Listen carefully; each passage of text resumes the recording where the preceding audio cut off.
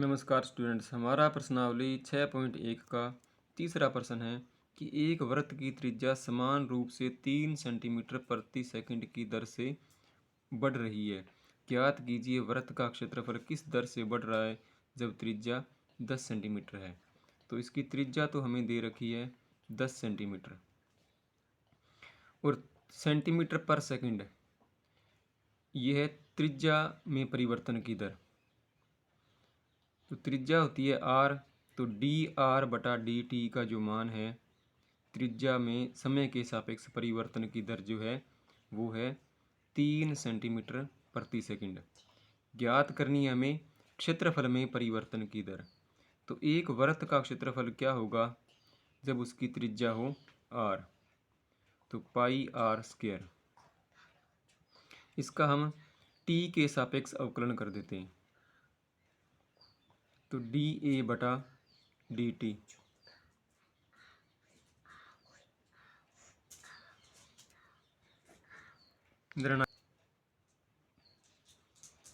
पाई का तो पाई रहेगा, कांस्टेंट है।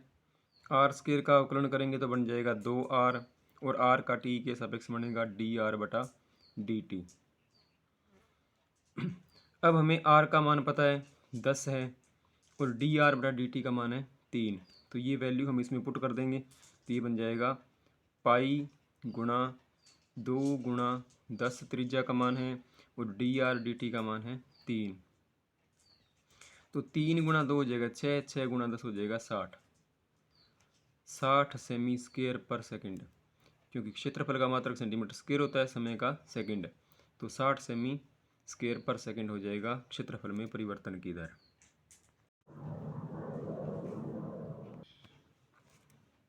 हेलो स्टूडेंट, हमारा प्रश्नावली 6.1 का चौथा प्रश्न है कि एक परिवर्तनशील घन का किनारा 3 सेमी प्रति सेकंड की दर से बढ़ रहा है। घन का आयतन किस दर से बढ़ रहा है जबकि किनारा 10 सेंटीमीटर है। तो हम ये मान लेते हैं कि घन का किनारा जो है ना वो x है।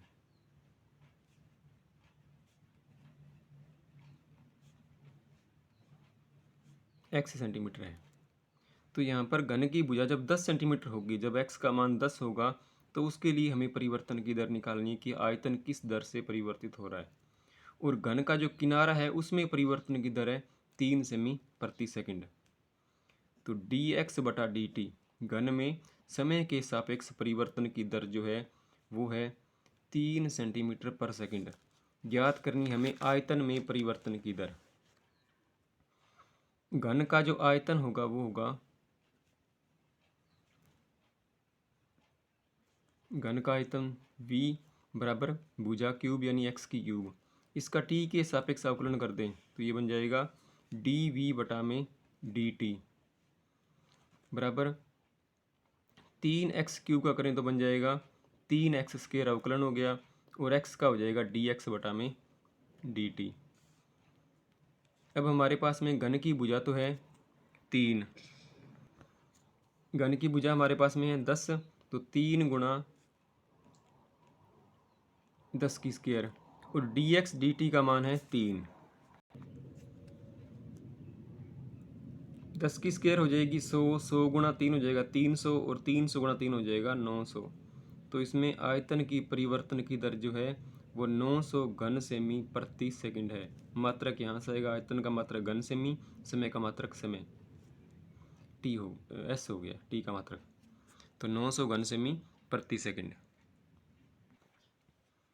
हमारा पांचवा प्रश्न है कि एक स्थिर झील में एक पत्थर डाला जाता है और तरंगें वृत्तों में 5 सेमी प्रति सेकंड की दर से चलती है। जब वृत्ताकार तरंग की त्रिज्या 8 सेंटीमीटर है तो उस क्षण घिरा हुआ क्षेत्रफल किस दर से बढ़ रहा है। तो हम सर्वप्रथम ये मान लेते हैं कि किसी समय टी पर, माना किसी समय टी पर वृत्त की त्रिज्या आर है।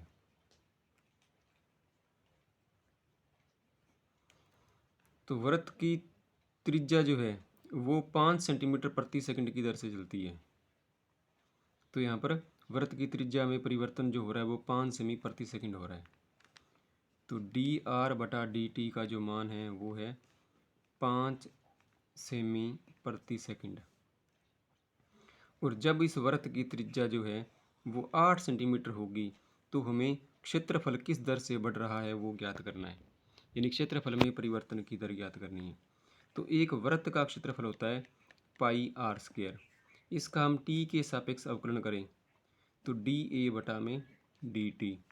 पाई तो है कांस्टेंट, आर स्क्वायर का हो गया 2r और आर का हो गया डी आर बटा में डी टी। अब हमें मान दिया हुआ है आर का भी और डी आर डी टी का भी। पाई को हम पाई रहने देंगे, 2 गुणा आर का मान हमारे पास में 8 है और डी आर डी टी का मान है 5। 8 5 40, 40 दूने 80। तो क्षेत्रफल में परिवर्तन की दर हो जाएगी 80 पाई वर्ग सेमी प्रति सेकंड। क्षेत्रफल वर्ग सेमी, समय हो गया सेकंड में। हमारा छठा प्रश्न है कि एक वृत्त की त्रिज्या 0.7 सेंटीमीटर प्रति सेकंड की दर से बढ़ रही है। इसकी परिधि की वृद्धि दर ज्ञात कीजिए जब त्रिज्या का मान जो है वो 4.9 सेंटीमीटर है। तो सबसे पहले हम ये मान लेते हैं कि किसी समय t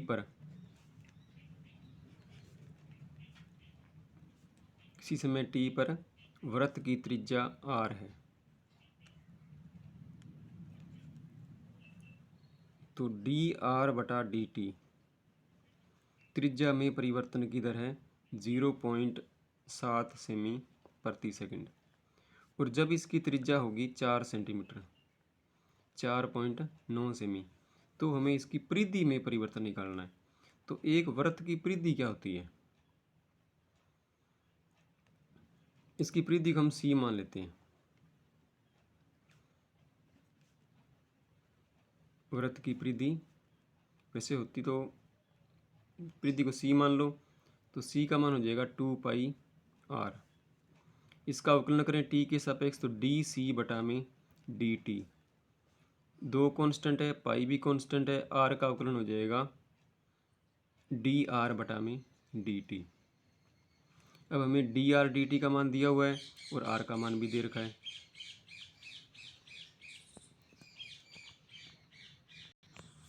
अवकलन करने के बाद में बची हुई राशियां जो है उनमें 2 पाई गुणा आर है नहीं, यहाँ पर डी आर डी टी है तो यहाँ पर मान आ जाएगा 0.7।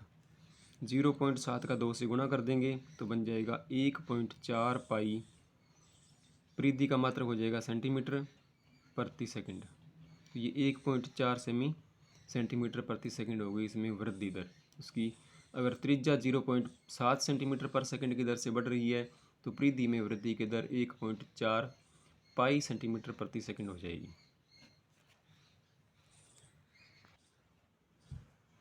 हमारा नेक्स्ट क्वेश्चन 7वां है कि एक आयत की लंबाई x 5 सेंटीमीटर प्रति मिनट की दर से घट रही है, कम हो रही है, और चौड़ाई y 4 सेंटीमीटर प्रति मिनट की दर से बढ़ रही है। तो x बराबर 8 सेमी और y बराबर 6 सेंटीमीटर है। तो आयत के परिमाप और क्षेत्रफल के परिवर्तन की दर ज्ञात कीजिए। अब हमें ये दे रखा है, हम ये मान लेते हैं कि किसी समय t पर, ये मान लिया कि किसी समय t पर आयत की लंबाई तो है x, चौड़ाई उसकी है y, परिमाप उसका है p और क्षेत्रफल उसका हम मान लेते हैं a है। तो इसमें दे रखा है कि लंबाई जो है उसमें परिवर्तन की दर 5 सेमी प्रति मिनट की दर से घट रही है। तो dx बटा dt का मान हो जाएगा लंबाई में समय के साथ परिवर्तन की दर, क्योंकि ये घट रही है इसलिए हो जाएगा -5 सेमी प्रति मिनट, और चौड़ाई है वो बढ़ रही है इसलिए dy बटा dt का मान हो जाएगा 4 सेमी प्रति मिनट। और इसमें परिवर्तन की दर हमें ज्ञात करनी है जब इसमें x का मान तो है 8 सेमी और y का मान होगा 6 सेमी। तो सबसे पहले आप इसका परिमाप ज्ञात करो कि एक आयत का परिमाप क्या होता है। आयत का परिमाप p क्या होगा, 2 गुणा लंबाई प्लस चौड़ाई, तो लंबाई x चौड़ाई y। इसका t के सापेक्ष कर देंगे अवकलन, तो dp बटा में dt, 2 तो रहेगा कांस्टेंट, एक्स का अवकलन डी एक्स बटा डी टी और वाई का अवकलन डी वाई बटा डी टी। 2 का 2 ही रहेगा। डी एक्स बटा डी टी है, ये बन जाएगा, इसका मान दिया हुआ है -5 और डी वाई बटा डी टी का मान है 4। -5 में घटाएं प्लस का 4 तो बचेगा माइनस का 1 और -1 का 2 से गुणा कर देंगे तो बन जाएगा -2 सेमी प्रति मिनट की दर से उसका क्षेत्रफल परिमाप जो है वो कम हो रहा है। इससे आगे हमें निकालनी है क्षेत्रफल में परिवर्तन की दर। तो उसका क्षेत्रफल जो हो जाएगा ए बराबर लंबाई गुणा चौड़ाई। इसका भी करते हैं टी के सापेक्ष अवकलन। तो डी ए बटा में डी टी, यहाँ पर लगेगा u गुणा वी का फॉर्मूला। तो u गुणा वी का फॉर्मूला क्या होता है, पहले आएगा u फिर आएगा v का अवकलन फिर v और u का अवकलन du बटा dx। अगर हम x के सापेक्ष करते तो u गुणा v। तो यहाँ पर पहले तो आ जाएगा x, y का होगा अवकलन dy बटा dt, फिर हो जाएगा y कांस्टेंट तो x का अवकलन dx बटा dt। जब हमारे पास में x का मान होगा 8 और y का मान 6, तो x का मान तो है 8 और dy बटा dt का मान है 4 और y का मान है 6, तो dx बटा dt का मान जो है वो है -5। 8 गुणा 4 हो गया 32 और 6 गुणा 5 हो गया -30। 32 में से 30 घटाएंगे तो आ जाएगा 2 सेमी स्क्वायर प्रति मिनट, क्योंकि क्षेत्रफल सेमी स्क्वायर होता है, समय का मात्रक यहाँ पर मिनटों में दिया तो 2 सेमी स्क्वायर प्रति मिनट। तो इसका क्षेत्रफल जो है वो तो 2 सेमी स्क्वायर की दर से बढ़ रहा है प्रति मिनट और परिमाप जो है वो 2 सेंटीमीटर प्रति मिनट की दर से कम हो रहा है। ये माइनस यहाँ पर कम होने को इंगित करेगा।